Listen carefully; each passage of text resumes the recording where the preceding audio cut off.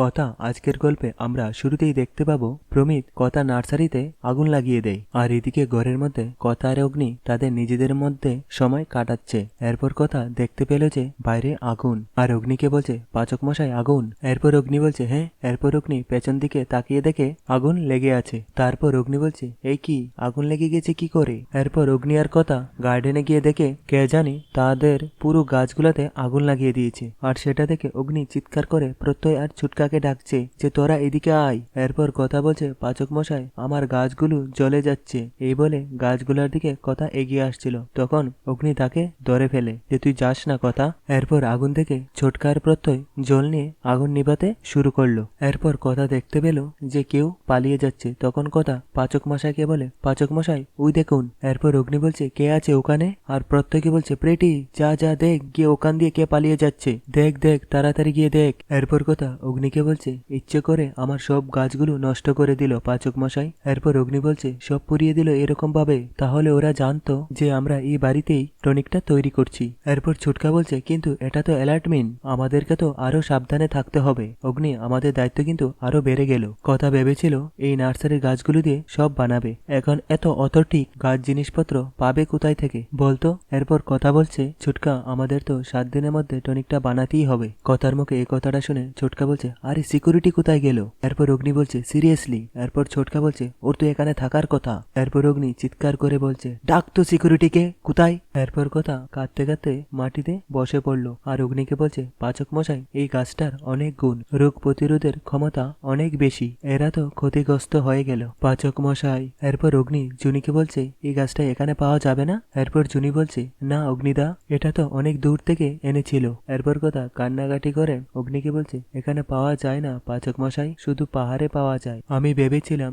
এই গাছটা নবশুশ্রুতা টনিকে ব্যবহার করব, এবার আমার গাছগুলো তো নষ্ট হয়ে গেল পাচক মশাই। এমন সময় প্রত্যয় এসে বলে ব্রো ওরা সব তো পালিয়ে গেছে, কাউকে তো দেখতে পেলাম না, কিন্তু আমি থানায় বলে দিয়েছি রাতে একটা ট্রায়ালের ব্যবস্থা করতে, এমনিতেই পাড়ায় পাড়ায় রাতে ট্রায়ালের ব্যবস্থা হচ্ছে। এরপর অগ্নি বলছে আর করে কি হবে, যা ক্ষতি হওয়ার তো হয়ে গেছে, এখন আমাদেরকে অন্য একটা উপায় ভাবতে হবে। এরপর অগ্নি সবাইকে বলছে চলে এখান থেকে। এরপর কথা আর অগ্নি যখন গার্ডেন থেকে চলে যাবে, এমন সময় কথার নজর পড়ে জুতুর ছাপের দিকে, আর জুতুর ছাপটা দেখে কথা মনে মনে বলছে আবার সেই জুতুর ছাপ, অবিকল, এবারও কি কাকতালি। এরপর সকাল হলে কথা চা নিয়ে এসে ছুটকাকে বলে ছুটকা চা। এরপর ছুটকা বলছে বাবাকে দিয়েছ? এরপর কথা বলছে দিয়ে এসেছি। এরপর ছুটকা বলছে কথা দেখো আমি তো সব সময় মজা করি সবাইকে নিয়ে, হই হই করে থাকি, কিন্তু কাল যে ঘটনাটা ঘটে গেল না, তারপর আর কি বলবো বলো তো। এরপর কথা বলছে আজ থেকে টনিকের মিশনে কাজ শুরু হওয়ার কথা ছিল ছোটকা, তার আগেই তো সবটা শেষ হয়ে গেল। এরপর জুনি বলছে এখন কি করে টনিক বানানো হবে বলতো? কথা এত গাছপালা সবকিছু কোথায় থেকে জোগাড় করবি কিছু ভেবেছিস? এমন সময় অগ্নি এসে বলে ভাবিনি, আবার নিয়াত কাল কাউকে পাওয়া যাবে না বলে, না হলে কাল রাতেই ফোন উড়ে যেত, আমি কপি নিয়ে আসছি। এ বলে অগ্নি সেখান থেকে চলে যায়। তখন জুনি কথাকে বলছে এই তুই কাকে ফোন করছিলি রে? তারপর কথা বলছে বজুয়াদা জুনি, বজুয়াদার কাছে একটা কবিরাজি গ্রাম আছে, ওই গ্রামে জানো তো ছুটকা ওষুধি গুণসম্পন্ন অনেক গাছগাছরা পাওয়া যায়, আর ওখানকার মহিলারা ওই গাছ মূল পাতা এই সমস্ত জিনিস বিক্রি করে। আমি চাই ওই মহিলারা আমাদের এখানে এসে সাহায্য করুক, কিন্তু এইসব কাজটার জন্য কর্তা দাদুর কর্তা দিদার অনুমতি লাগবে। এমন সময় ঠাম্মি এসে বলে নতুন করে অনুমতি দেওয়ার কি আছে? আর কথাকে বলছে কথা মা তুমি হচ্ছ আমাদের বল বর্ষা, তোমার যেমন ভাবে খুশি, তোমার যেমন ভাবে মনে হবে তেমনি ভাবে কাজকর্ম করবে। এরপর কথা জুনিকে বলছে আমি বুঝুদাকে ফোনটা করে ফেলি। এরপর ছোটকা জুনিকে বলছে তাহলে তো একটা রাস্তা পাওয়া গেছে। এরপর কথা বুঝুদাকে ফোন করে বলে বুঝুদা বলছি যে তোমাদের ওখানে একটা কবিরাজি গ্রাম আছে না, ওখান থেকে আমার কিছু জিনিসপত্র লাগবে। হ্যাঁ কতটা কি লাগবে আমি বলে দিচ্ছি তোমাকে। আর এদিকে সঞ্চিতা মনে মনে বলছে কথার এইসব দেখে আমার একদম ভাল লাগছে না, অথচ কি বা করবো, আমি তো এখন কিছুই করতে পারবো না। এমন সময় অঙ্কিত এসে বলে কথা এই তো আমি সমস্ত জিনিসপত্র নিয়ে চলে এসেছি, কিন্তু কালকে রাত্রে ঘটনাটা শোনার পর আমি জাস্ট বুঝতে পারছি না আমরা কি করে সবটা ম্যানেজ করব। বাড়ির বাগানে অ্যাটাক হয়েছে, এরপর তো বাড়ির ভেতরও অ্যাটাক হতে পারে। এরপর কথা বলছে হতেই পারে, আমাদেরকে আরো সাবধানে থাকতে হবে অঙ্কিত দা। এরপর ঠাম্মি অঙ্কিতকে বলছে ও দাদু ভাই এত চিন্তা করো না ভাই, জগৎ ব্রহ্মপুরে আমাদের বুড়ু শিব বাবা আছেন না, তিনি আমাদের রক্ষা করবেন। আমি না রঘু স্বর্ণকারকে খবর দিয়েছি, আমার ইচ্ছে এবার জগৎ ব্রহ্মপুরে বুড়ু শিব বাবার মাথায় একটা সোনার সাপ দেব। এত রকম বিপদ যাচ্ছে, আমাদের পরিবারের উপর দিয়ে একটু নিষ্কৃতি পেতে হবে, তো সেই জন্যই একটু বাদে এসে যাবে। এমন সময় অগ্নি ঠাম্মির পাশ দিয়ে যাচ্ছিল। তখন ঠাম্মি বলছে, ও দাদুভাই, দেখো দাদুভাই, তোমার ভাই বোনেরা সকলেই আপ্রাণ চেষ্টা করে যাচ্ছে, আর তুমি যে তাদের সামনে দাঁড়িয়ে তাদের সাহস জুগিয়ে যাচ্ছ, এ কথা আমার থেকে আর ভালো করে কেউ জানে না। এবার আমার একটা অনুরোধ তোমায় রাখতে হবে। দেখো ভাই, আমাদের পরিবারের নিয়ম হচ্ছে প্রতি শিবরাত্রিতে পরিবারের সকলে মিলে একসাথে জগৎ ব্রহ্মপুরে যেতে হয়, বুড়ো শিব বাবার কাছে। আমার ইচ্ছে তুমিও আমাদের সাথে যাবে তো ভাই? এরপর অগ্নি বলছে, তুমি তো ভালো করে জানো এইসব পুজোর মধ্যে আমি খুব একটা থাকি না, কিন্তু তাও মানে কারোর সেন্টিমেন্ট হার্ট করতে চাই না। তুমি বলছো যখন, আমি নিশ্চয়ই যাব। এরপর ঠামি চিত্রাকে বলছে, ও মেজু বৌমা, বাড়ির বাকিদেরকে খবর দাও, বলো আমি কিন্তু সবাইকে নিয়ে যেতে চাই। এরপরের দিন সকাল হলে প্রত্যয় বলছে, কইরে আঁকি, আরে গাড়িতে সব মালপত্র রাখা আছে, চল। ছোট মামায় কই? এরপর অঙ্কিত বলছে, আরে না না দাঁড়া,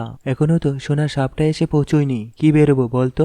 এমন সময় ছটকা ফোনে বলছে, আচ্ছা রঘু মামা, আপনি আসছেন কখন? এরপর ছটকা অঙ্কিত আর প্রত্যয়কে বলে, এই সোনার সাপ আসছে, সবাই রেডি হও। এরপর কথা ছটকাকে বলছে, ছটকা আমরা কিন্তু তৈরি, আর আমরা ঠিক 9:57 বেরোবো, অমৃত যুগ শুরু হচ্ছে। এরপর অগ্নি বলছে, উফ, আবার সেই অমৃত যুগ, তোরই যুগ বিয়োগ করা শেষ হলো না, 9:56, 58 সেই করে যাচ্ছিস। এরপর ছটকা বলছে, না না, তার আগে আমরা এমনিও বেরোতে পারবো না। তখন অগ্নি বলছে, কেন বেরোতে পারবো না? এমন সময় বজুদা এসে বলে, ও কথা দিদি, কোথায় তুমি? এরপর কথা বলছে, বজুদা এসো এসো। এরপর আমরা দেখতে পেলাম বজুদা অনেক গাছপালা নিয়ে এসেছে টনিক বানানোর জন্য, আর বজুদারকে দেখে এনি বলছি, কি মুশকিল, এরা আবার কারা? এরপর প্রত্যয় বলছে, আস্তে, ওরা গোবরডাঙ্গা থেকে এসেছে, সবাই আমাদের টনিক বানানোর হেল্প করবে আর আমাদের বাড়িতেই থাকবে। এরপর অর্ণা বলছে, দুইজন গোবরডাঙ্গা হচ্ছিল না, এখন গোটা বাড়িময় শুধু গোবরডাঙ্গা আর গোবরডাঙ্গা। অর্ণার মুখে এই কথাটা শুনে অঙ্কিত বলছে, কি হচ্ছেটা কি? কথা তো প্রোডাক্টটাকে দাঁড় করানোর জন্যই এত কিছু করছে, কেন এইসব কথা বলছিস? এরপর অগ্নি বলছে, প্রোডাক্টটা দাঁড় করানো? আমি কিছু বুঝতে পারছি না, দুটো কাজ একসঙ্গে কি করে হবে? আমাদের তো শিবরাত্রির জন্য কোথায় যেতে হবে, আবার তার মধ্যে টনিক বানানোর একসঙ্গে দুটো কাজ কি করে হবে? এরপর কথা বলছে, আরে পাচক মশাই, আমার কথাটা শুনুন, আমাদের এখন দুটো কাজ একসঙ্গে করতেই হবে, এত মাথা গরম করলে হবে না। এরপর অগ্নি বলছে, কি করে হবে? তখন কথা বলছে, আমার কথাটা শুনুন না, এই যে দিদিরা এসেছে ওনারা এখানেই থাকবেন। এরপর অগ্নি বলছে, এখানে থাকবে? তখন কথা বলছে, বাড়ির আউট হাউসের থাকার ব্যবস্থা করেছি, পাচক মশাই